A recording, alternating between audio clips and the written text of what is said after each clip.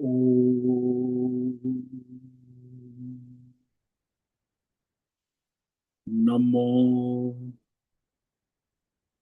भगवते वासुदेवाय। ओम नमो भगवते वासुदेवाय। ओम नमो भगवते वासुदेवाय। ओम नमो भगवते वासुदेवाय। ओम नमो भगवते वासुदेवाय। ओम नमो भगवते वासुदेवाय। ओम नमो भगवते वासुदेवाय। ओम नमो भगवते वासुदेवाय। ओम नमो भगवते वासुदेवाय। ओम श्री परमात्मने नमो नमः। ओम गणपतये नमो नमः। ओम ऐं सं सरस्वत्यै नमो नमः। ओम गुं गुरुभ्यो नमो नमः। ओम सहनाववतु सहनौ भुनक्तु सह वीर्यं करवावहै तेजस्विनावधीतमस्तु मा विद्विषावहै। ओम शांति शांति शांति। सदाशिवसमारम्भां शङ्कराचार्यमध्यमाम् अस्मदाचार्यपर्यन्तां वन्दे वन्दे गुरुपरम्पराम्। ओम तत्सत्। ओम ओम। आप सभी ऑनलाइन नेटवर्क पर उपस्थित भगवत गीता श्रवण साधकों को आज ऋषिकेश से हमारा प्रातः का अभिवादन, अभिनंदन, अभिवंदन। हरि ही ओम। हरि ही ओम।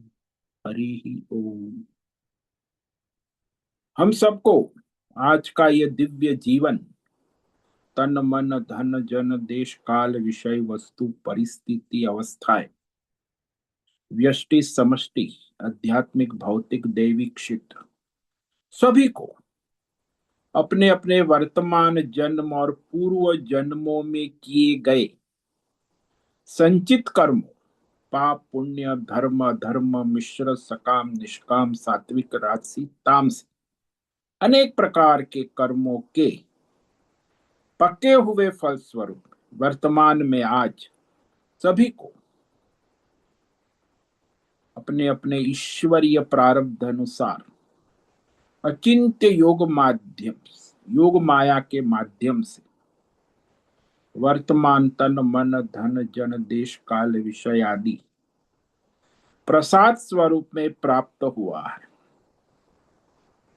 अतः आज का यह दिव्य जीवन परमार्थ हेतु निष्काम सेवा यज्ञ देव यज्ञ ऋषि यज्ञ पितृ यज्ञ मानवता यज्ञ भूत प्राणी यज्ञ सात्विक दान शारीरिक वाचिक मानसिक तप निष्काम कर्म योग ध्यान योग भक्ति योग ज्ञान योग साधना स्वाध्याय वेद शास्त्रों का अध्ययन अध्यापन उपासना आराधना के लिए समर्पित करे और करवाए। अत्यंत दुर्लभ मनुष्य जीवन को परमार्थ हेतु सार्थक करे और करवावे। आज विक्रम संवत 2082 फाल्गुन मास कृष्ण पक्ष की द्वितीया तिथि रात्रि 12:40 तक, उसके बाद तृतीया तिथि लग जाती है। आज मघा नक्षत्र है, रात्रि 10:09 तक है। उसके बाद पूर्व फाल्गुनी नक्षत्र लग जाता है। नक्षत्र का समय चंद्रमा की गति के अनुसार निर्धारित है। और तिथि का समय सूर्य की गति के अनुसार निर्धारित, और उसमें एक क्षण का भी कभी फर्क नहीं होता है। अभी वसंत ऋतु चल रही है। आज मंगलवार है, मंगल देव हनुमान जी की आराधना। और यहाँ रात्रि का न्यूनतम तापमान 12 बजे का 7 डिग्री रहा है, और दिन का दोपहर का 12 बजे का अधिकतम तापमान 24 डिग्री रहा है। वायु की गति 5-10 किलोमीटर प्रति घंटा चल रही। ईस्वी सन 2026, 3 फरवरी, 3 फरवरी 2026, सुबह के 6:50 हो रहे हैं।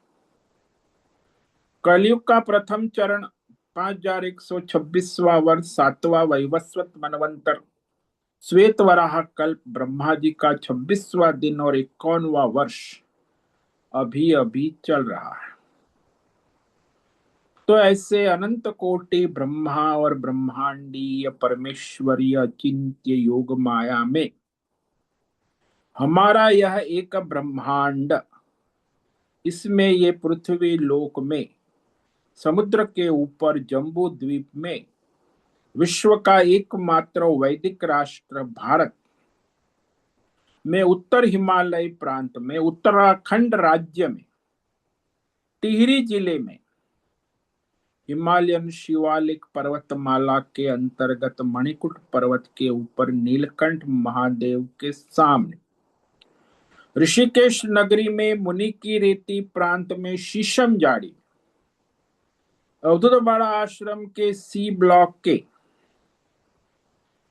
पहले माले से 4 नंबर कमरे से, गंगा किनारे से, हम स्वामी उत्तमानंद सरस्वती, भगवत गीता के आचार्य, शिष्य स्वामी चिन्मयानंद सरस्वती महाराज, चिन्मय मिशन, कवल्याद्वैत वेद व्यास भगवत पाद शंकराचार्य की श्रृंगेरी संन्यास परंपरा से शिक्षित दीक्षित, सनातन वैदिक भारतीय संस्कृति के अनुसार संपूर्ण भगवद गीता ज्ञान यज्ञ ऑनलाइन चैतन्यमय जीवंत लाइव प्रसारण जूम एवं यूट्यूब के अंतर्गत व्याख्यान माला में अध्याय 15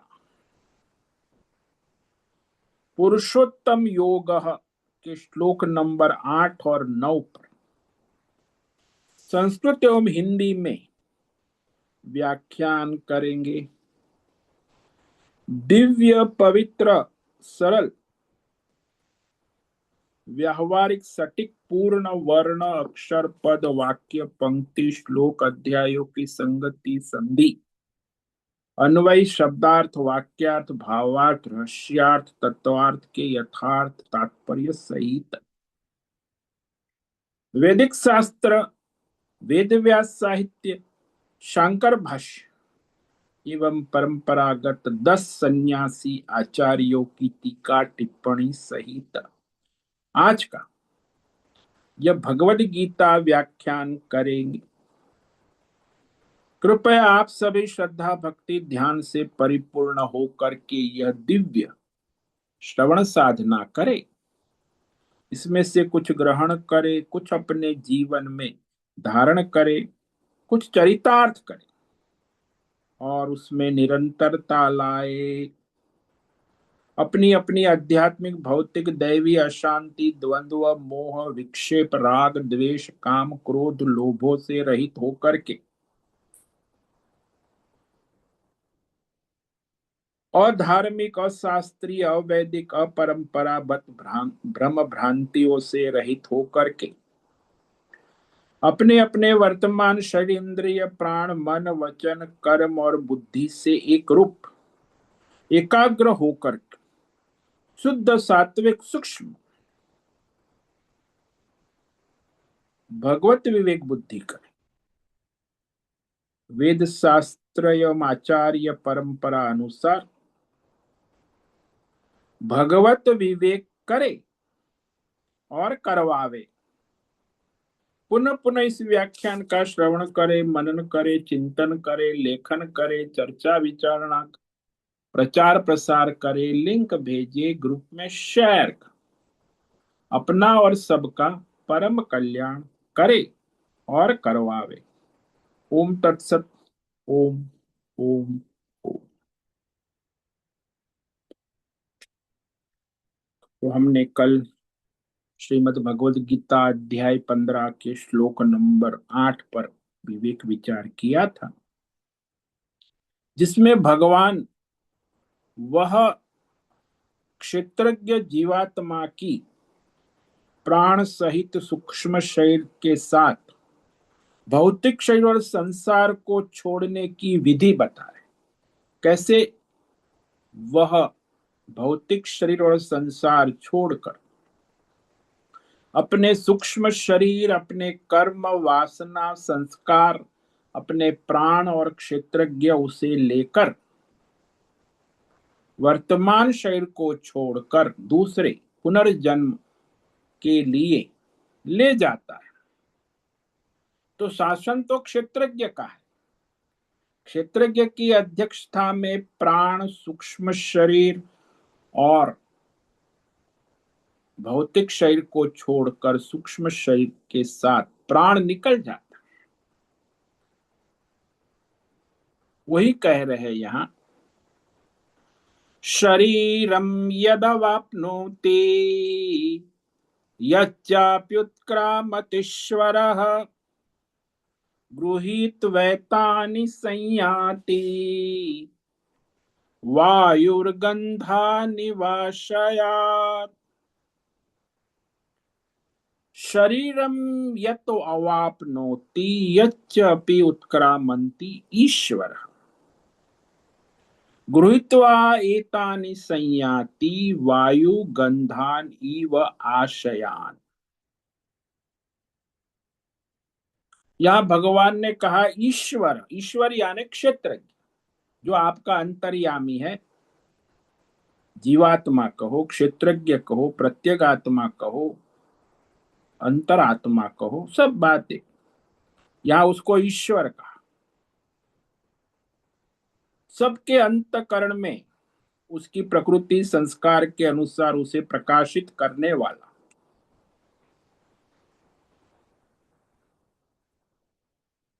जिस वर्तमान शरीर और संसार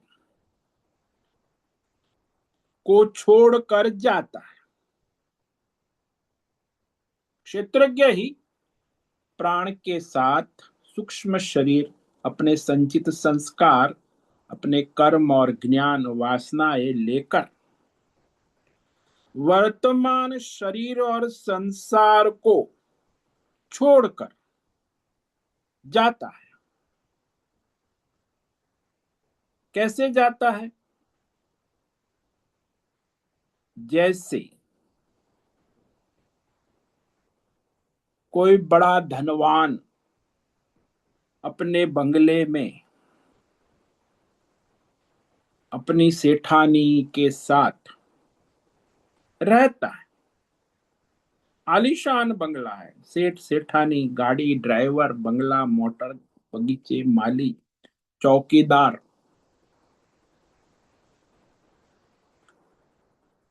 10,000 करोड़ का बंगला है, 20,000 करोड़ का बंगला है। सेठ जी और सेठानी अब उस बंगले में भोग विलास करता है।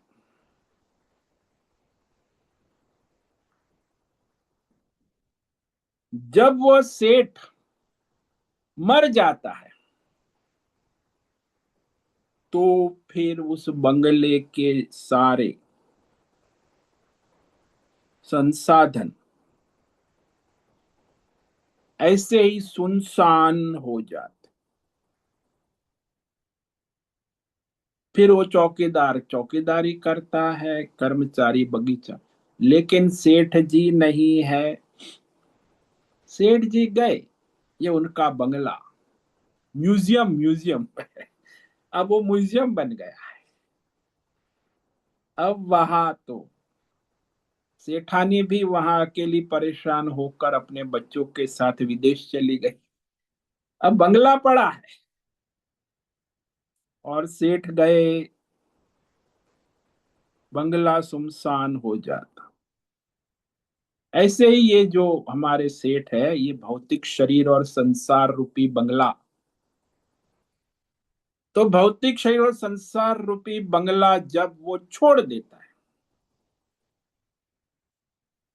तो वो वहां सुनसान पड़ा रहता है। जैसे आपने देखा होगा, किसी भी घर में किसी की मृत्यु हो गई, प्रधान पुरुष की, तो उसकी डेड बॉडी लाके रखते हैं घर में, क्योंकि वो लाना जरूरी है। क्योंकि वहां वो रहा है 40-50 साल, बड़े मेहनत से बनाया है, ईएमआई लेकर बनाया, तो लाना पड़ता है उसको डेड बॉडी।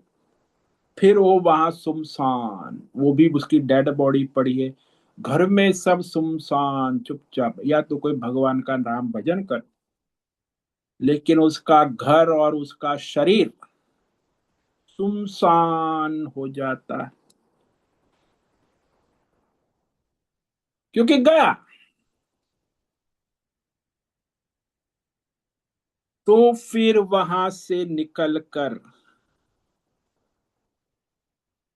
हालांकि उसका भौतिक शरीर और संसार यहाँ रह गया है, उसका सूक्ष्म शरीर, उसके कर्म, उसका ज्ञान, उसकी अधूरी वासनाएं, कामनाएं, ये सब सूक्ष्म शरीर के साथ, प्राण के साथ क्षेत्रज्ञ परमात्मा ही उसके कर्म के अनुसार प्रारब्ध समाप्त होने पर ले जाते।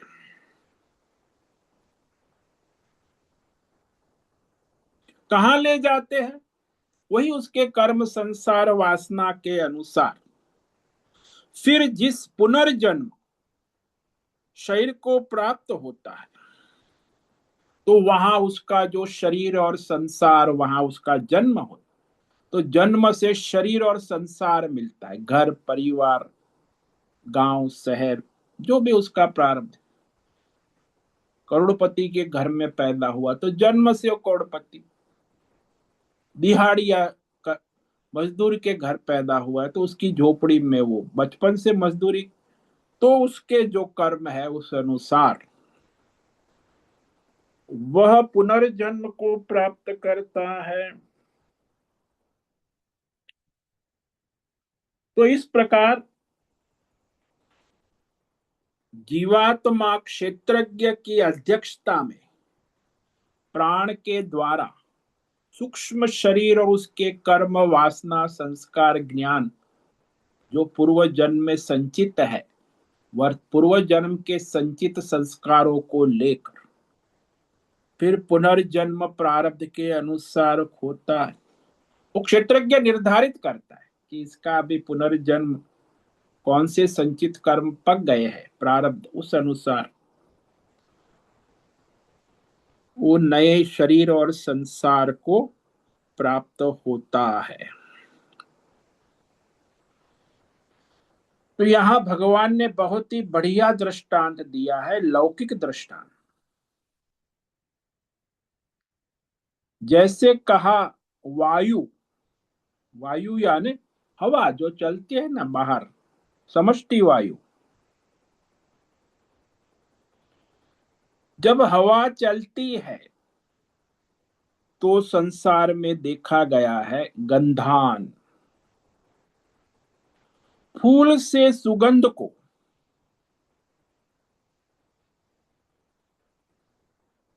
ले जाती। फूल में सुगंध है, आशयान का, फूल के आश्रय से फूल में जो सुगंध है, जिस फूल में, आशय यानी आश्रय, फूल के आश्रय से फूल में सुगंध है, ऐसे स्थूल शरीर के आश्रय से उसमें सूक्ष्म शरीर है। तो वह वायु, वायु फूल की सुगंध को जैसे लेकर चला जाता। बहुत ही सटीक दृष्टांत दिया है भगवान। सुगंध दिखती नहीं है, सूक्ष्म है ना। फूल तो वहां है, फूल में से सुगंध चली जाती। कौन ले जाता है? वायु। यहां भी हमारा सूक्ष्म शरीर कौन ले जाता है? प्राणवायु। क्षेत्रज्ञ की अध्यक्षता में प्राणवायु सूक्ष्म शरीर, उसके संसार, कर्म, अधूरी वासना, कामना, ज्ञान, कर्म, सबको पैकअप करके सूक्ष्म शरीर के साथ ले जाता है। तो जैसे पुष्प से वायु सुगंध को ले जाता है, ठीक वैसे ही ये जो शरीर है भौतिक, देवदत्त, श्रीमती देवी, तो वह जो भौतिक शरीर है उसमें से प्राण निकलकर साथ में सूक्ष्म शरीर को, उसके कर्म, वासना, संस्कार को ले जाता है। जो अधूरी वासना है, कामना है, जो ज्ञान है, संचित कर्म है, वो चित्त में होते साथ। तो 10 इंद्रिया, मन, बुद्धि, चित्त, अहंकार, सूक्ष्म शरीर और प्राण के साथ क्षेत्रज्ञ परमात्मा जो है उसकी अध्यक्षता में लिया जाता।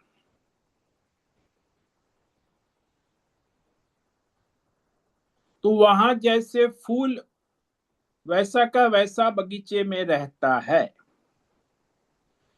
किंतु सुगंध चली जाती है वायु के साथ।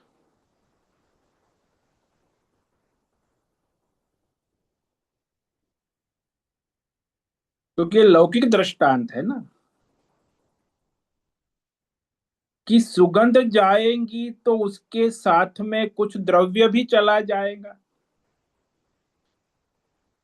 कोई द्रव्य जाएगा ऐसा आजकल के वैज्ञानिक लोग कहेंगे, दार्शनिक मान्यताएं भी है।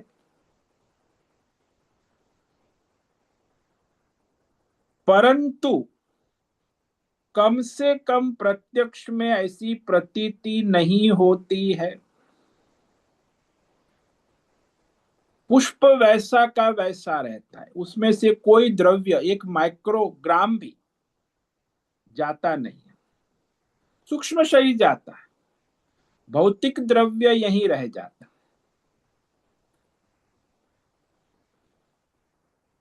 जैसे फूल से सुगंध जाने पर फूल में कोई भी कमी नजर नहीं आती, वजन भी कम नहीं होता। हाँ, सुगंध चली जाती है। इसी प्रकार जब मृत शरीर से प्राण निकल जाते हैं, प्रारब्ध के अनुसार प्राण कौन निकालता है? क्षेत्रज्ञ निकाल। प्राण निकलते हैं, उसके साथ क्षेत्रज्ञ सूक्ष्म शरीर का पैकअप कौन करता है? क्षेत्रज्ञ करता है। अध्यक्ष वही है, शासक वही है। और फिर उसके कर्म, संस्कार, वासना के अनुसार प्राण रूपी वाहन में सूक्ष्म शरीर को क्षेत्रज्ञ ही ड्राइव करके ले जाता है। तो यहां प्राण भी निकल गए, सूक्ष्म शरीर, उसके संस्कार, वासना, कर्म, ज्ञान सब केवल भौतिक शरीर, पंच महाभूतात्मक मृत देह पड़ा रह जाता है।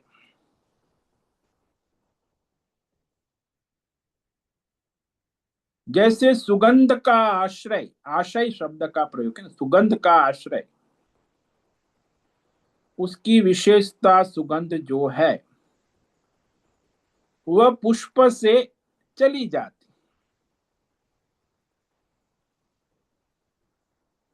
पुष्प के आश्रय रहने वाली सुगंध पुष्प से चली जाती।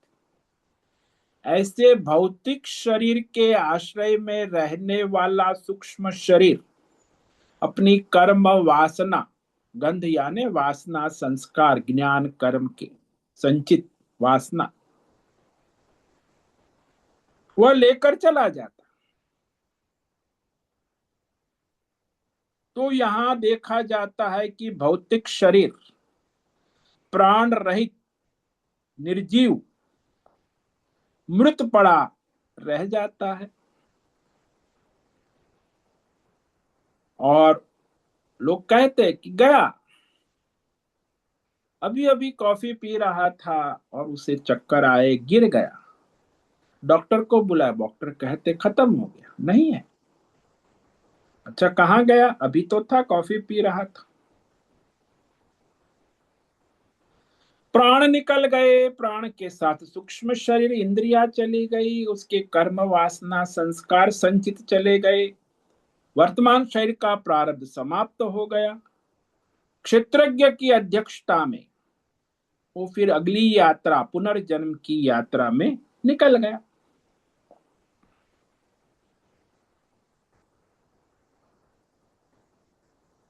तो जैसे हम देखते हैं ना कि आजकल कपड़े पर सेंट, इत्र लगाते हैं, जब शादी ब्याह में पार्टी में जाते हैं तो सेंट फुस फुस फुस फुस करके जाते हैं, बड़ा सुगंध आती। अब वो जो है छिड़क लो तो कपड़ा जो है सुगंध का आश्रय बन जा, आश्रय कहा ना यार, तो आपके जो कपड़े हैं वो सुगंध के आश्रय आश्रय बन गए। अब वहां पार्टी में आप 2-4 घंटे घूमते हो, फिर जब खुली हवा में, तो बाद में जब शाम को घर पे आते हो तो वह सारी सेंट की सुगंध हवा के साथ चली जाती, खुली हवा में। तो फिर आपके कपड़ों से सुगंध नहीं आती, लेकिन आपके कपड़े कुछ हल्के फुल्के नहीं हो जाते, वो तो वैसे के वैसे रहते। इत्र की खुशबू सुगंध सारी हवा में उड़ जाती है। ठीक उसी प्रकार से ये जो हमारा भौतिक पंच महाभूतात्मक शरीर है, जिसे हम कार्यवाहिक शरीर कहते हैं, भौतिक शरीर, वो वहां यहां वैसा का वैसा ही रह जाता। मानो कि 72 किलो का शरीर है श्रीमान देवदत्त का, तो 72 किलो का शरीर है। वैज्ञानिक लोग बड़ा उस पर शोध करते, क्या गया, कब गया, कहाँ गया, कुछ पता नहीं। वजन भी कम नहीं होता, 1 माइक्रोग्राम भी कम नहीं होता। 72 किलो का शरीर, लेकिन उसमें से सूक्ष्म शरीर जो है वो सूक्ष्म पंच महाभूतात्मक है ना। तो सूक्ष्म अंतकरण, मन, बुद्धि, चित्त, अहंकार, संचित संस्कार, प्राण के द्वारा क्षेत्रज्ञ उसे लेकर चला जाए कि उसका प्रारब्ध समाप्त हुआ, वर्तमान जन्म।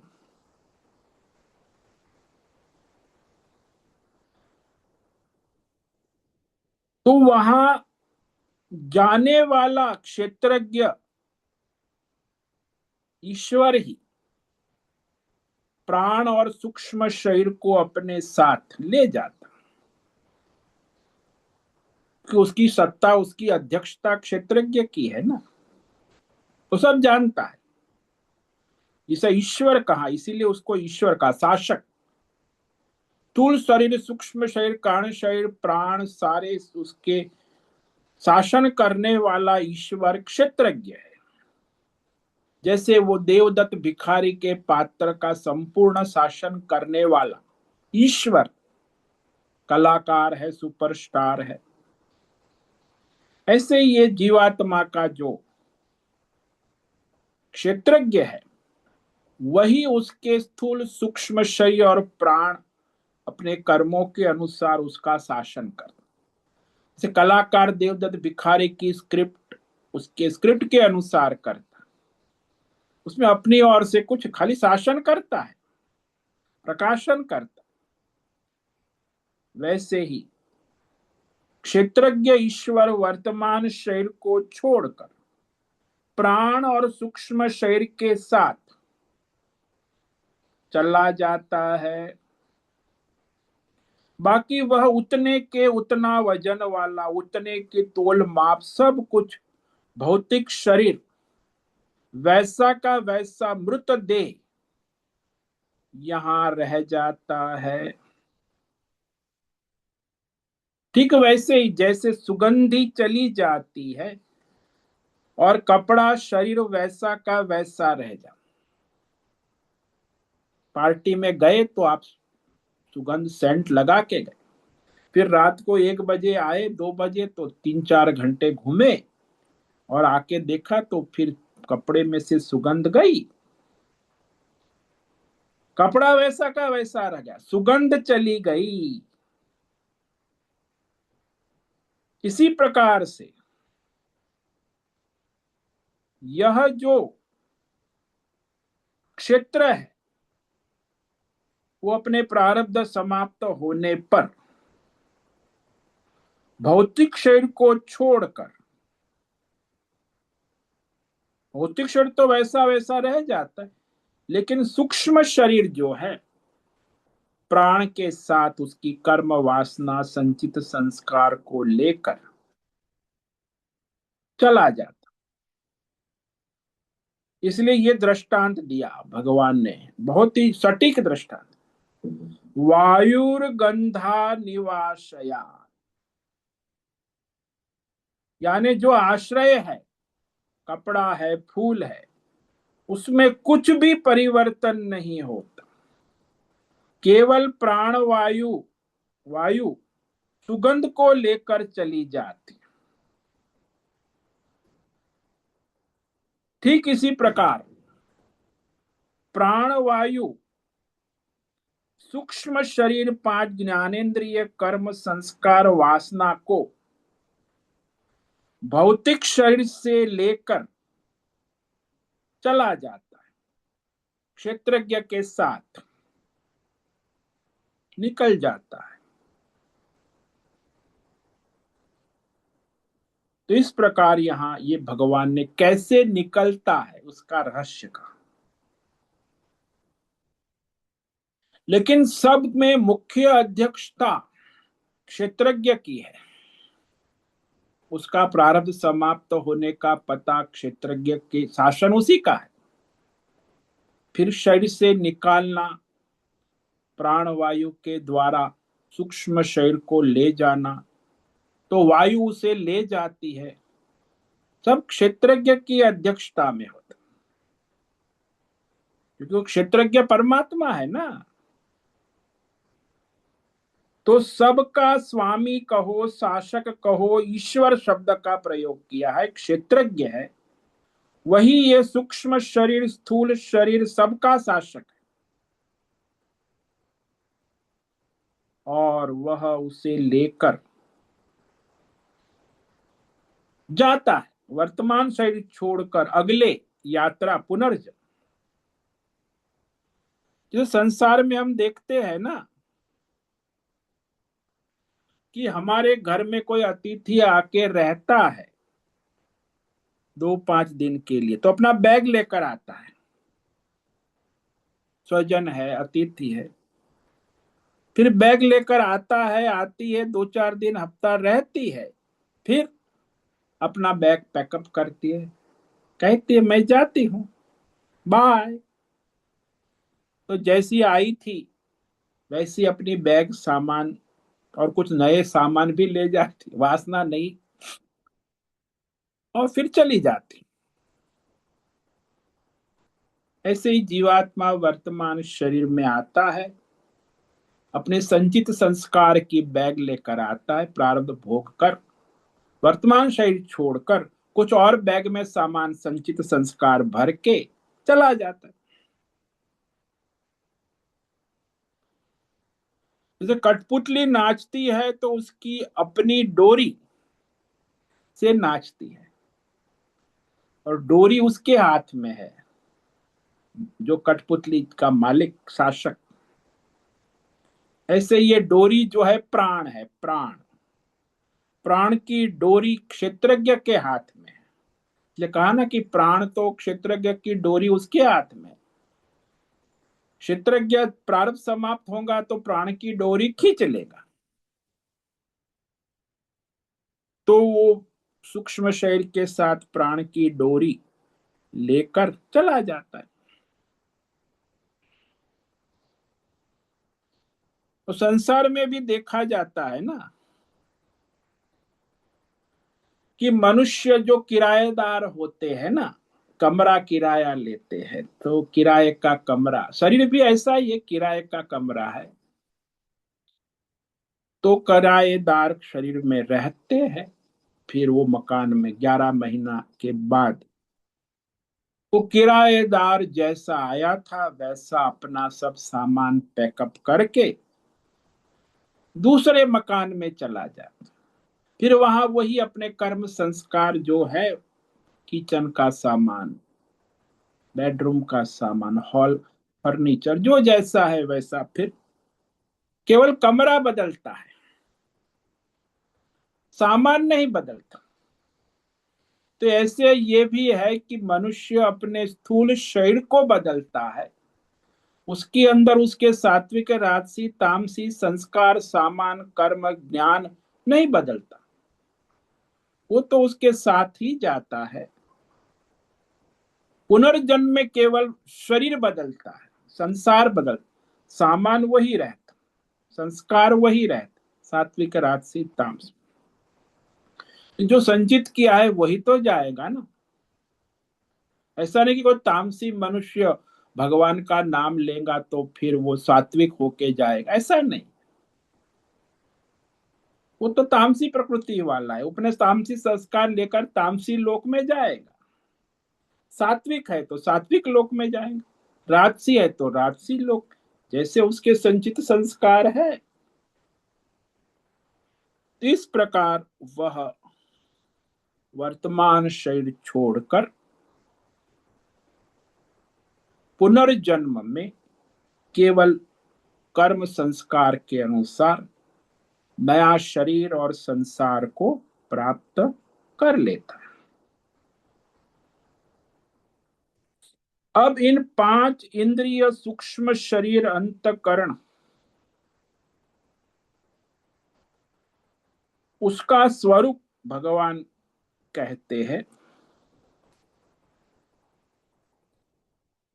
क्योंकि ये जो सूक्ष्म है ना, ज्यादातर मनुष्य को संसार में आप लोग सब पढ़े लिखे लोग हैं, किसी को पूछो सूक्ष्म शरीर का स्वरूप क्या है, कारण शरीर क्या है, पता ही नहीं। कार का पता है, स्कूटर का पता है, शरीर का पता है, मैं देवदत्त स्त्री हूं, नर मादा, बस इतना ही। इसके आगे सूक्ष्म शरीर क्या है उसकी कोई अनुभूति ध्यान में बैठकर हुई है कि मेरा मन कैसे कार्य कर रहा है, इंद्रिया कैसे कार्य, बुद्धि कैसे कार्य कर रही है, भीतर तो देखने की फुर्सत ही नहीं है ना। बाहर मोटर गाड़ी बंगला ही दिखता है, भीतर के मोटर गाड़ी बंगले तो दिखते ही नहीं ना। जो 5 ज्ञानेंद्रिय 5 कर्मेंद्रिय मन बुद्धि खाली शब्द सुनते हैं लेकिन उसकी अनुभूति नहीं, क्योंकि वो तो भीतर जाएंगे, साधना तब करेंगे तब तो उसकी अनुभूति होगी। तो अब उसका रहस्य भगवान कह रहे हैं सूक्ष्म शरीर का, कि जिसके द्वारा ये मनुष्य भौतिक शरीर के माध्यम से भौतिक संसार के बाजार के शब्द स्पर्श रूप रस विषयों का भोग संस्कार में करता रहता, अपने अपने संचित संस्कार के अनुसार, और नए नए संस्कार बनाता रहता। वही भोग, पांच ही भोग है, शब्द स्पर्श रूप रस और गंध, और उसके संस्कार के अनुसार फिर वही भोग करता है। ये कह रहे हैं श्लोक नंबर 9 में भगवान स्वयं कहते, श्रोत्रम चक्षुस्पर्शनम च रसनम घ्राणमेव च अधिष्ठाय मनश्चायम विषयानुपसेवते।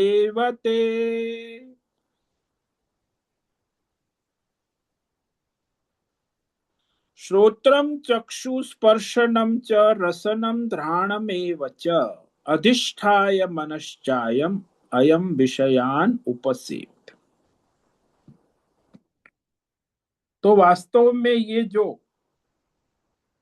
क्षेत्रज्ञ है,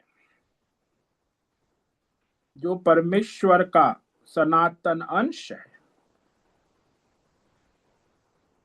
वही इस स्थूल सूक्ष्म और कारण शरीर में उपस्थित होकर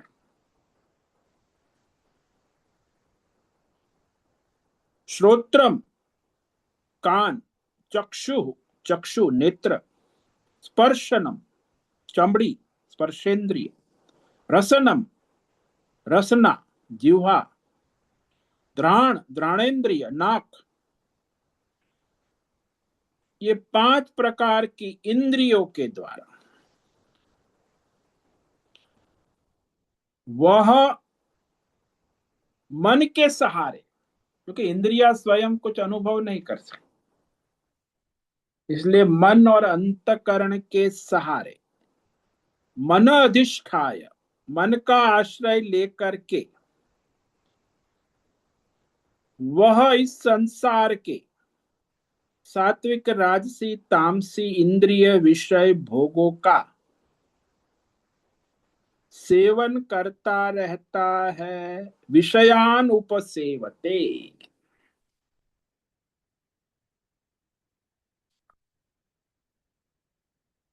तो भौतिक देह में स्थित होकर संचित संस्कार के अनुसार, प्रारब्ध के अनुसार क्षेत्रज्ञ अपने इंद्रियों के द्वारा मन का आश्रय लेकर संसार के विषयों का व्यावहारिक उपभोग करता रहता है, प्रारब्ध भोग करता है, बाजारू विषय का भोग करता रहता।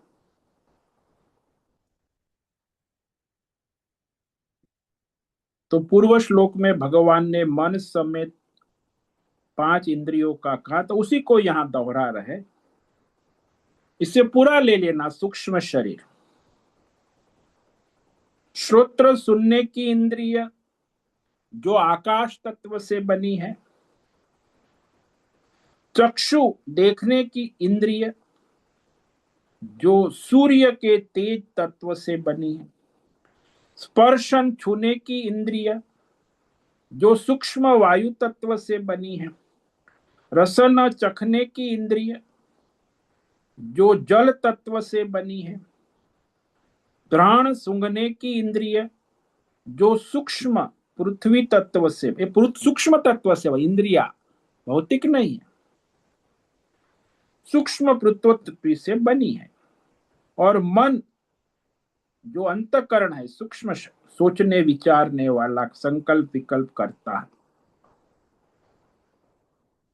वही मन जो है वो संसार के विषयों को भोग कर फिर सुख दुख आदि द्वंद्वात्मक वृत्तियों को धारण कर लेता है। तो मन का स्वभाव है सुख दुखात्मक वृत्तियों को धारण कर आकार लेता है वृत्तियां, और उसे वह मन धारण कर ले, अहम सुखी अहम दुखी। तो ये जो मन है सूक्ष्म शरीर है और 10 इंद्रियां है, इंद्रियों के साथ मिलता जुलता रहता, क्योंकि मन इंद्रियों के साथ नहीं मिलेगा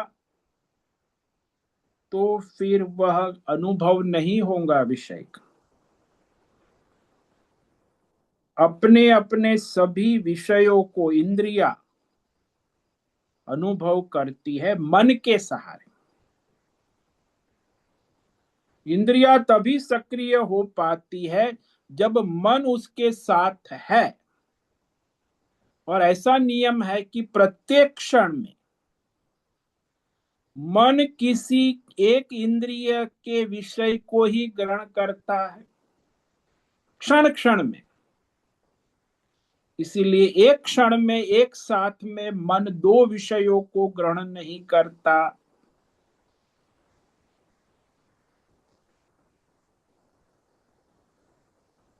पर यदि मन एक इंद्रिय से भी जुड़ा न हो तो इंद्रिय के विषयों का अनुभव इंद्रिय नहीं कर सकती। कई बार कहते ना, अरे देखो देखो सामने, मन नहीं लगा, अरे क्या क्या क्या, अरे देखो ना वो पंछी उड़ के गया, ओ मैंने नहीं देखा, क्यों? वो तो सामने बैठी। क्योंकि वहां आंख तो देख रही है पंछी जा, लेकिन उसका मन नहीं लगा। जब मन हो फिर वो मन एक क्षण में जुड़ जा, हाँ हाँ हाँ।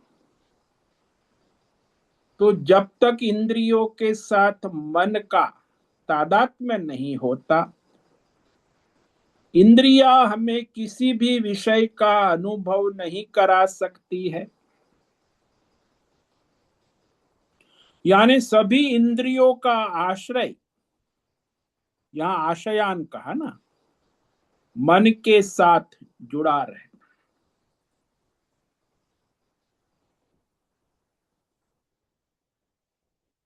जैसे आपका मोबाइल है, बढ़िया मोबाइल, लेकिन जब इंटरनेट कनेक्शन नहीं है तो वो कुछ कार्य नहीं कर सकता।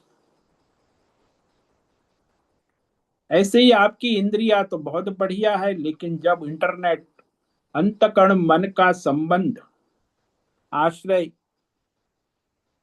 आवश्यक रहता, उसके बिना इंद्रिया कोई भी विषय का अनुभव नहीं कर सकती है।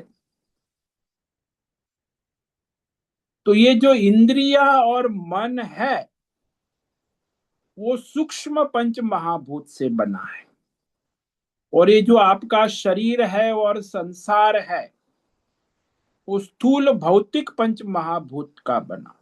इसलिए उसको सूक्ष्म पंच महाभूत से बना हुआ इंद्रिय और मन को सूक्ष्म शरीर कहते हैं, और भौतिक पंच महाभूत से बना हुआ शरीर और संसार को भौतिक स्थूल संसार और शरीर कहते हैं।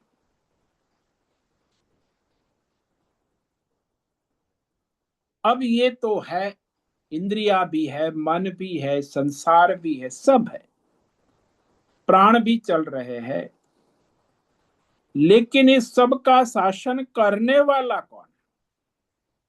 स्थूल सूक्ष्म शरीर में स्थित क्षेत्रज्ञ जो है, अधिष्ठाय कहा, यानी क्षेत्रज्ञ साक्षी चैतन्य के प्रकाश में अधिष्ठाय यानी उसके सहारे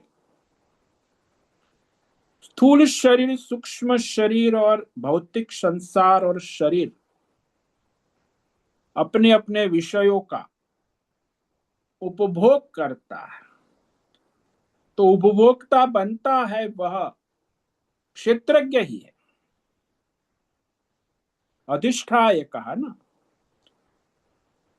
तो ये संसार, भौतिक शरीर, सूक्ष्म शरीर, सबको आश्रय बनाकर वह क्षेत्रज्ञ संसार के विषयों का भोग करता रहता है। जैसे वो सुपरस्टार कलाकार है, देवदत्त भिखारी के स्थूल संसार, भौतिक शरीर, सूक्ष्म शरीर, उसके मन, सुख दुख, सबको वह सुपरस्टार कलाकार ही भोगता रहता है, प्रकाशित करता रहता है, क्योंकि अधिष्ठान तो वही है ना। क्षेत्रज्ञ जीवात्मा ही सारे क्षेत्र का भोग करता है।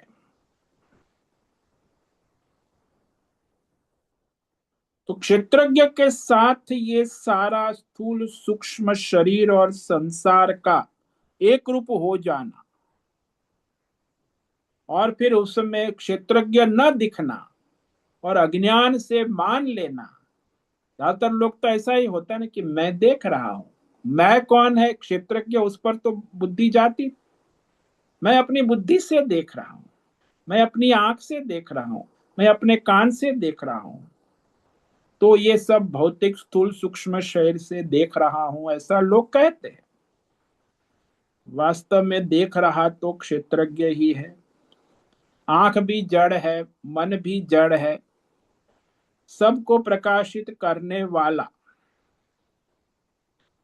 वह अधिष्ठाता क्षेत्रज्ञ ही उसे प्रकाशित भी करता है, उसके कर्म के अनुसार चलाता है और उसे भोगता है। लेकिन हमें लगता तो यही है कि मैं देख रहा हूं, मेरी आंख देख रही है, मेरा मन देख रहा है, मेरी बुद्धि सोच रही है। स्थूल सूक्ष्म शरीर में प्रारब्ध के अनुसार उसे चलाने वाला क्षेत्रज्ञ ही है। तो वर्तमान शरीर का जब प्रारब्ध समाप्त होता है तो संचित कर्म के अनुसार उसे पुनर्जन्म की ओर ले जाने वाला अधिष्ठाता क्षेत्रज्ञ ही होता है। तो मुख्य शासक जो है ईश्वर का है ना, क्षेत्रज्ञ, जो सबके अंदर अंतर्यामी रूप से उपस्थित, सबके प्राण को चलाता है, सबके स्थूल शरीर सूक्ष्म शरीर उसकी वासना संस्कार को, संचित कर्म को रखता है संग्रहित, और उसके अनुसार उसकी स्क्रिप्ट को चलाते रहते हैं। तो क्षेत्रज्ञ सुपरस्टार है। और ये सारा जो पात्र है, भौतिक अध्यात्म दैव शरीर, वह इस क्षेत्रज्ञ के अधिष्ठान में अधिष्ठित होने पर ही अपना अपना कार्य कर सकते।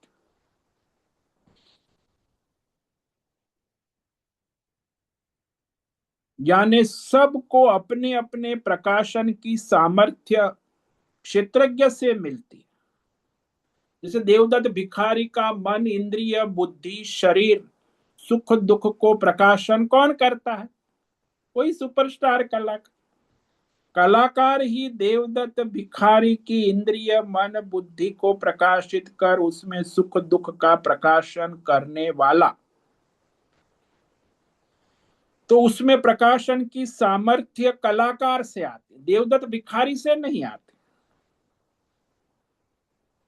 क्योंकि वह अंतरात्मा क्षेत्रज्ञ उसी उपाधिक अभिव्यक्ति का आधार है। पात्र की औपाधिक अभिव्यक्ति का मूल आधार कलाकार है। इसीलिए इंद्रिय विषयों का प्रकाशन, इंद्रिय विषयों का भोग, प्रारब्ध के अनुसार उसे आदान प्रदान क्षेत्रज्ञ है वही कर, उसी के सहारे। ये क्योंकि ये तो स्थूल शरीर सूक्ष्म शरीर तो सब जड़ है ना, इसीलिए क्षेत्रज्ञ के सहारे ही क्षेत्र अपने अपने कर्म सात्विक राजसी तामसिक कर फिर उसमें अज्ञान से बंध जाता।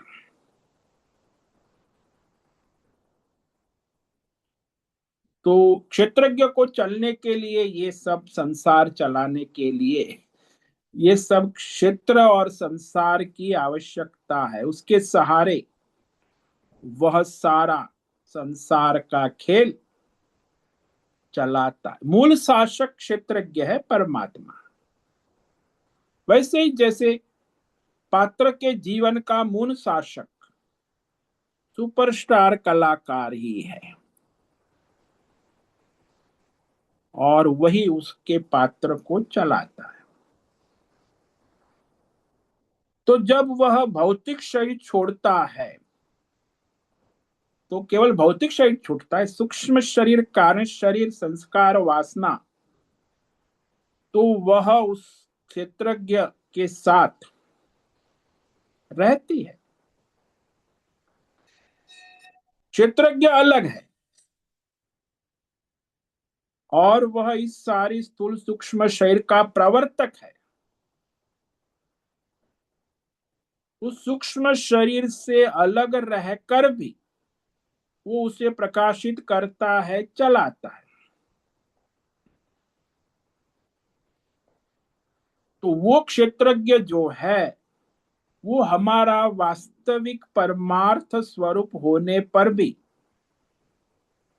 यह भौतिक स्थूल सूक्ष्म शरीर पकड़ना, छोड़ना, इंद्रियों में प्रवृत्त होना, ये सब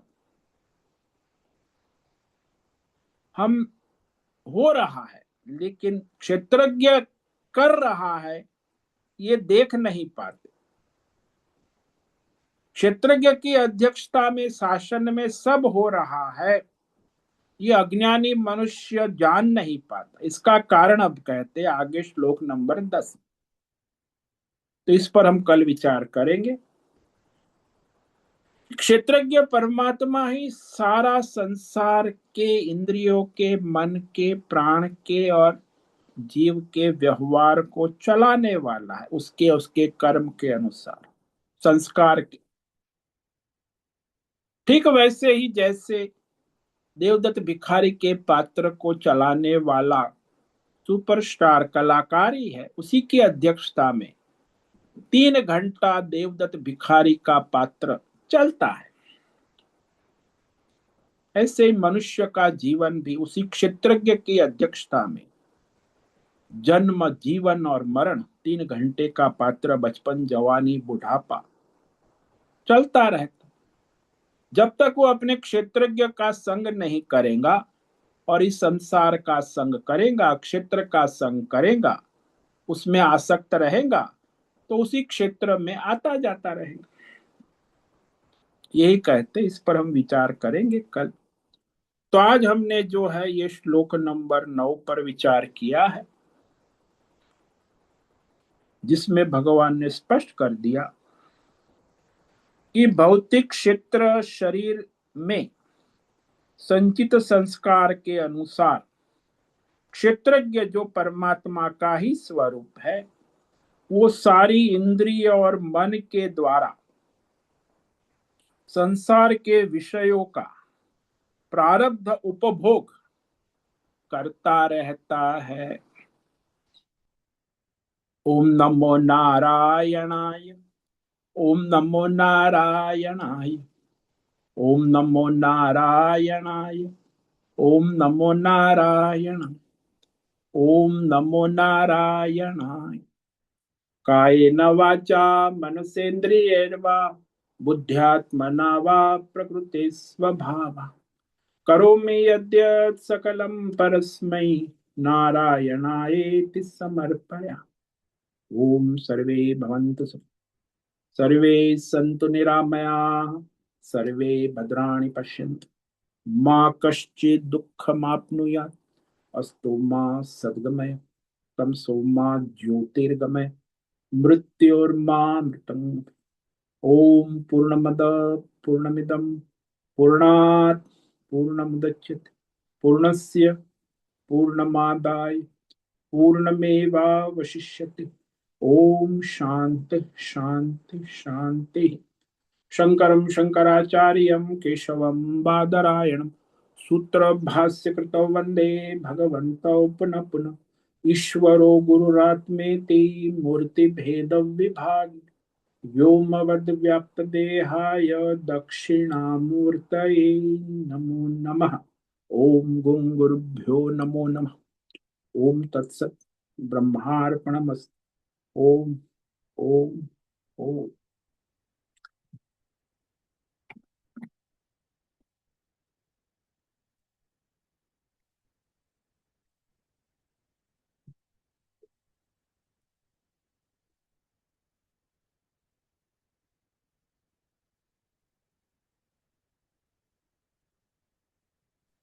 ओम नमो नारायण स्वामी जी। हाँ बोलो हेमा। स्वामी जी, अभी आपने समझाया कि इंद्रिया के भी अलग संस्कार होते हैं, मगर वो अगर मन उसके साथ नहीं जुड़ता है तो फिर वो इंद्रिया के संस्कार मतलब यानी वो गौण है। अगर मन नहीं जुड़ता है तो फिर वो उसका अनुभव नहीं कर पाते हैं। हाँ, अनुभव नहीं कर पाती, इसीलिए तो कहा सभी में मन का जो संबंध आश्रय आवश्यक है, अन्यथा इंद्रिया तो स्वयं कुछ नहीं कर सकती। जैसे आप दृष्टांत ले लो ना, कि हाँ। वो जो कर्मचारी है हम्म।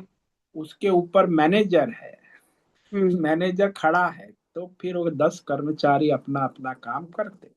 यदि मैनेजर नहीं है तो फिर कर्मचारी अपना काम नहीं कर सकते ठीक से। हम्म। तो यानी जो ज्ञानी रहते हैं, महात्मा रहते हैं, वो उनके शरीर में अनेक पीड़ाएं रहती है, मगर वो मन प्रभु में नित्य निरंतर जुड़ा रखते हैं, तो इसीलिए वो अनुभव नहीं होता है उनको पीड़ा का। नहीं नहीं, वो तो असंग हो गए ना, क्षेत्र से हाँ। असंग हो गए। हाँ। जैसे आप सुषुप्ति में चले गए तो आपका शरीर स्थूल शरीर सूक्ष्म शरीर से संग नहीं है, तो आपको सुषुप्ति में कोई पीड़ा होती है, आप हॉस्पिटल में दर्द है फिर भी सो गए, हाँ। हम्म। हम्म। असंग हो गए।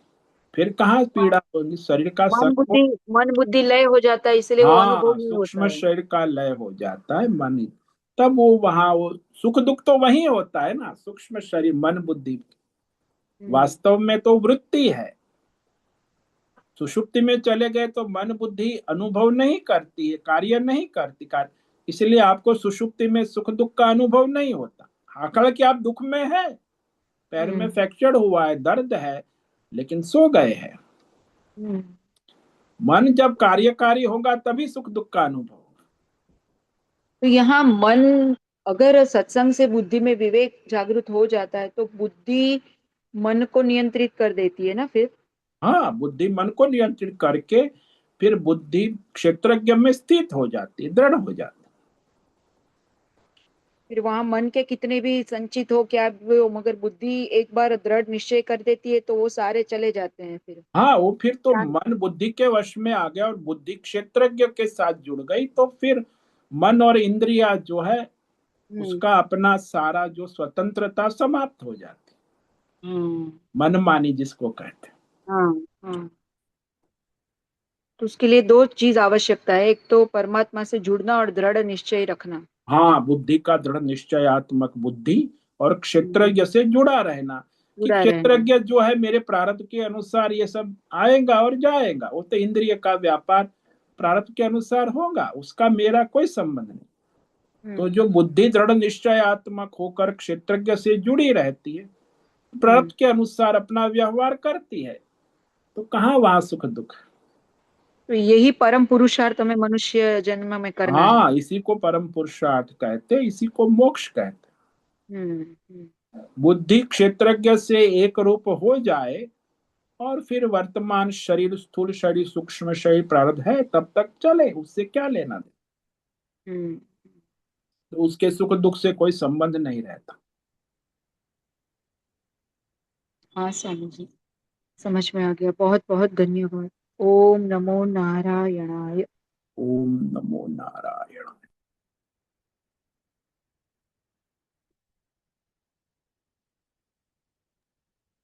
स्वामी जी, ओम हाँ बोल। नमो नारायण। स्वामी हाँ जी, बोल। आपने जो दृष्टांत दिया ना कि पक्षी उड़ रहे थे, हम्म। हमारे नजर वहां था, लेकिन हमने उसका उड़ने का एहसास मतलब ये नहीं हुआ। ना, तो क्योंकि मतलब आपका मन नहीं है वहां, आंख तो देख रही है। हाँ, वो आपके तो बाजू फिर में मतलब बैठा है, उसका मन और आंख दोनों है, तो उसको दिख दोनों रहा है। है। वो जब बोलता है कि क्या तुमने देखा नहीं क्या, तो हम लोग हाँ। बोलते हैं नहीं, मेरा ध्यान नहीं था हाँ, उस तो तरफ। बस मेरा ध्यान नहीं था, मतलब मेरा मन नहीं था उस समय हाँ, इंद्रियों से जुड़ा हुआ। तो जो हम लोग ध्यान करते हैं तो मन से करते हैं क्या स्वामी जी? ध्यान तो मन का विषय है, इंद्रियों का विषय अच्छा, थोड़ी है। मन और बुद्धि बुद्धि का का। नहीं ना, बुद्धि नहीं, का, मन और बुद्ध बुद्धि। मन और बुद्धि दोनों का जो मत एकाग्रता होती है उसी को ध्यान हम्म। कहते हैं। हम्म। मन की यानी बुद्धि एकाग्रता। मन को बोलती है कि ऐसे करो। नहीं, बुद्धि मन को एकाग्र कर। हम्म। एकाग्र एक में तो आपका मन स्थिर हो गया, उसी को ध्यान कहते हैं। मन दूसरे विषय में यहाँ वहां नहीं भटकता है। मन हाँ की हाँ हाँ अच्छा। मन हाँ हाँ एकाग्रम ध्यानम, मन की एकाग्रता ही ध्यान है। अच्छा। तो प्रत्येक क्षण लेकिन मन एक विषय में जुड़ा रहे, प्रत्येक क्षण, जैसे राम राम राम राम तो ध्यान, फिर राम अच्छा। काम काम खिचड़ी पकाना राम, तो फिर वो मन एकाग्र नहीं है। मतलब मन का आदत है यहाँ से वहां, ये काम है हाँ, वो वो तो काम उसका है। स्वभाव क्षण तो क्षण में बस इंद्रिय के हाँ साथ घूमता रहता है। हाँ हाँ, तो उसको स्थिर करना बुद्धि का काम हाँ, बुद्धि का विवेक दृढ़ हो तब। यदि बुद्धि मन के साथ मिल गई है तो मन बुद्धि को घुमाएगा। है। और इसमें चित्त और अहंकार का कोई रोल नहीं है क्या स्वामी जी? अहंकार भी है। तो अहंकार हाँ जो है, चित्त आपके संचित संस्कार है, उस हाँ। अनुसार आपकी बुद्धि चलती है, बुद्धि के अनुसार आपका मन चलता है। और हम्म, अहंकार जब कर्म संचित संस्कारों से जुड़ता है, अहंकर्ता, तो उस तरह वो सारा जो अंतःकरण अपना कार्य कर लेता यानी अहंकार बुद्धि को कंट्रोल करता है ना? है। अहंकार जो है बुद्धि को जितना भी स्ट्रांग कंट्रोल, है। बुद्धि हाँ। को भी कंट्रोल करता है, आपके चित्त संचित संस्कार को भी उत्पन्न करके ले आता है, और फिर हम्म बताता है कि ये करो ये करो। तो हम्म, कर्ता जो है, मालिक शासक, वो बन जाता है अहंकार। अहंकार। यानी सबसे पहले वो अहम करोमि। अहंकारों अहम। के जाप में क्षेत्रज्ञ के अध्यक्षता में आना चाहिए। तो अज्ञान से आप अहंकार की अध्यक्षता में सब चला रहे हो, तो आपका हम्म, संसार बन जाता, बंधन बन जाता। हम्म। वो जो जुड़ना है वो बहुत इम्पोर्टेंट है, इससे भगवान से सेपरेट नहीं रहना चाहिए। हाँ, वो तो अहंकार सेपरेट कर सेपरेट देता है। एंड। हाँ। अहंकार सेपरेट कर देता है। हम्म, जब तक अहंकार है, आप भगवान से नहीं जुड़ सकते। हम्म। तो ध्यान दोनों। करने को बैठो तो बोले अरे वो काम तो है, मतलब हाँ इस भौतिक काम को ज्यादा इम्पोर्टेंस देना, हाँ मैं वो, नहीं तो कौन करेगा? हाँ वो वो जो अहंकार आप जो, बोलते हो। तो वो अहंकार आ गया तो फिर आप क्षेत्रज्ञ को डग जाता है। हम्म, हम्म। तो अहंकार हमेशा कभी परमार्थ का नहीं सोचता है ना स्वामी जी? कभी नहीं, कभी वो तो हमेशा भौतिक का ही सोचता बस उस शरीर और संसार में ही लगा रहता है। है। अहंकार परमार्थ का सोचता है जब बुद्धि परमार्थ का सोच सकती है, लेकिन अहंकार तो संसार ही करेंगे।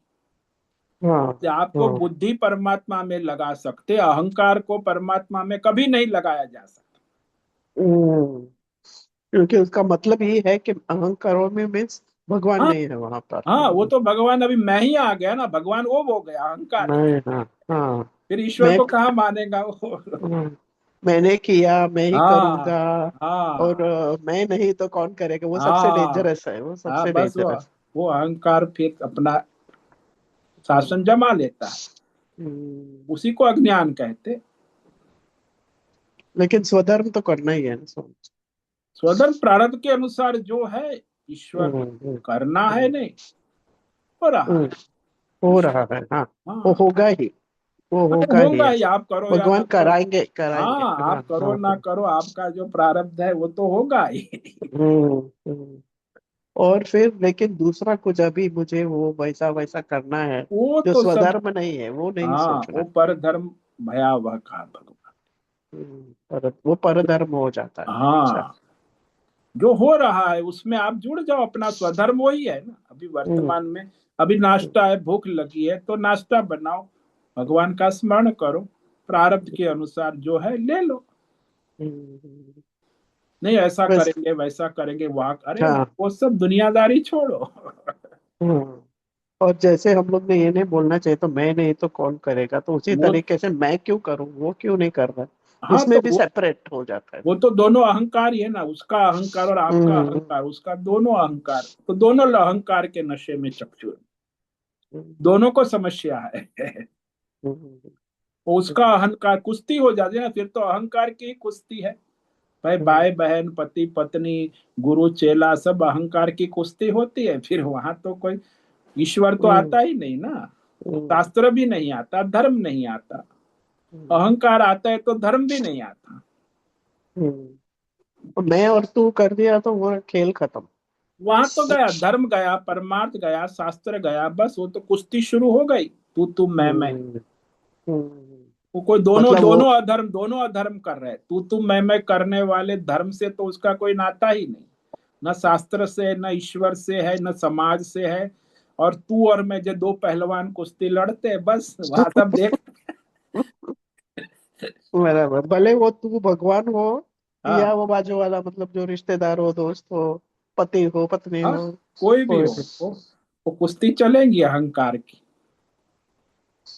तो जब एक ही है तो उसको मैं सोचना चाहिए कि क्या सोचना चाहिए? नहीं, मैं नहीं सोचना चाहिए, एक ही हम्म, है तो फिर हम है, हम हम है तो एक है।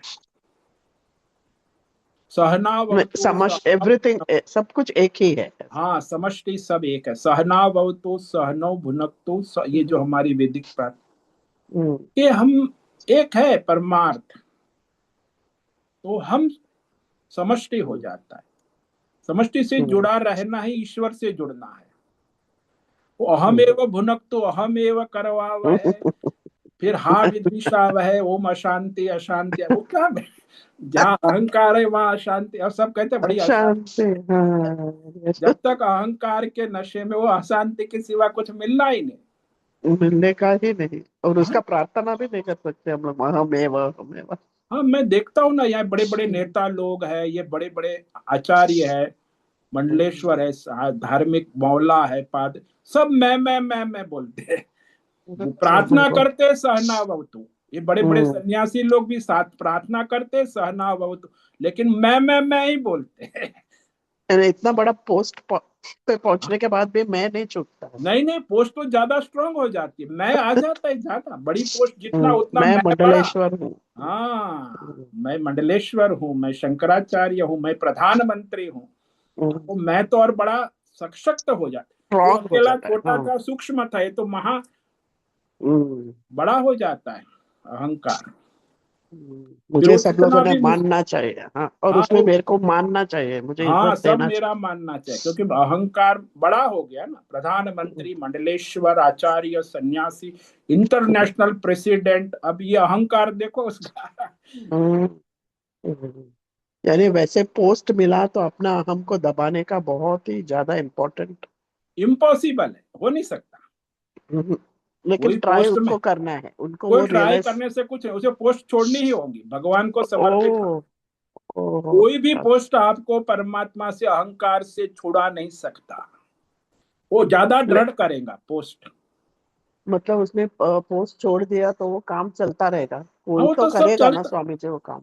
कुछ नहीं, जो पोस्ट है वो चलेगा ईश्वर के आधार पर, उसका प्रारब्ध होगा तो चलेगा, उसे क्या लेना। हम्म, अहंकार और पोस्ट साथ में ही रहेगा, कभी अहंकार के साथ पोस्ट नहीं हो सकती। यानी जो लोग पोस्ट में आजकल भी। बड़ी बड़ी पोस्ट लेके अंतरराष्ट्रीय हाँ, बड़े बड़े बाबा बन के बैठे हैं, सब अहंकार के नशे में चक चुके। हाँ, मतलब वो पोस्ट मैंने लिया तो कौन करेगा, ये मुझे ही करना हाँ है, वो हाँ, नहीं कर। लेकिन वो होता रहेगा काम, ऐसे वो दृढ़ तो निश्चय ईश्वर होना नहीं चाहिए। आया ना, वो तो स्वयं अहंकार ही उसका ईश्वर बन गया ना। उसका अहंकार ही उसका ईश्वर बन गया। हम्म, वो ईश्वर आएगा नहीं उसके जीवन में, वो भले बड़ा मंडलेश्वर है, बड़ा आचार्य, इंटरनेशनल बाबा है, वो अहंकार है, रावण है। ले, लेकिन उनको वो पोस्ट फिर क्यों दिया जाता है? उनका जो क्या बोलते हैं, स्पिरिचुअल डेवलपमेंट देख कर नहीं देते हैं क्या वो पोस्ट? नहीं नहीं नहीं नहीं, उसके जो स्पिरिचुअल डेवलपमेंट तो बिना पोस्ट के ही होते हैं। हाँ, लेकिन उनको संन्यास वो का बड़ा मतलब है पोस्ट कोई क्यों देते? पोस्ट नहीं, उसका प्रारब्ध है, कर्म है, हम्म, प्रारब्ध से या मिल फिर रहा है। या फिर ये जो एडमिनिस्ट्रेशन वो करते रहे हैं तो चलो आप ही करते रहो, ऐसा? वो एडमिनिस्ट्रेटिव पोस्ट है ना स्वामी जी?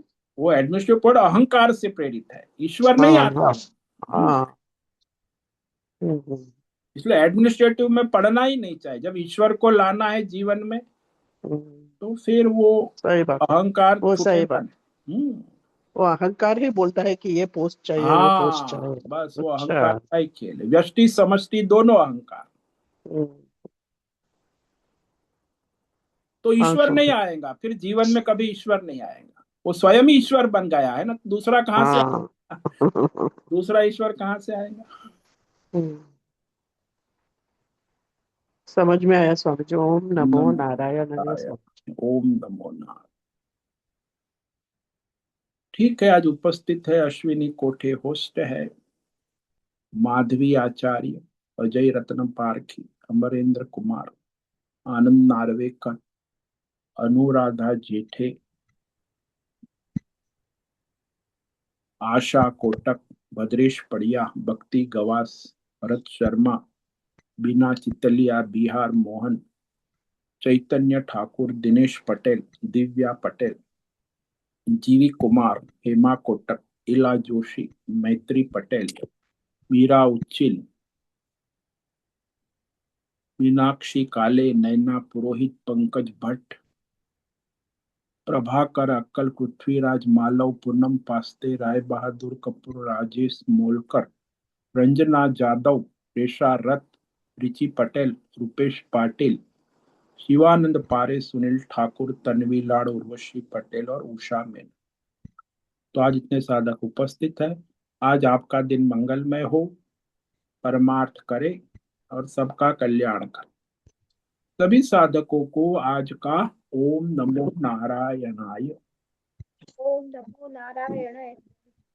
ओम ओम नमो नमो नारायणाय। नारायणाय स्वामी जी। नारायणाय ओम नमो नारायण स्वामी। नमो नारायणाय स्वामी जी। नारायण ओम नमो नारायणाय। प्रणाम स्वामी जी। नारायण बहुत बहुत धन्यवाद स्वामी जी। नमो नारायण नारायणाय स्वामी जी।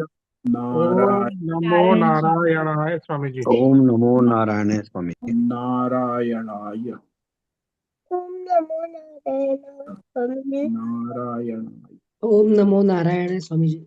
नारायणाय। बहुत से निवेदन है, आज का सत्संग पूर्ण करें। ओम नमो नारायणाय। आज का ये सत्संग हम यही पूर्ण करते हैं। सभी साधकों को ओम नमो नारायणाय। धन्यवाद। सभी साधकों को ओम नमो नारायणाय।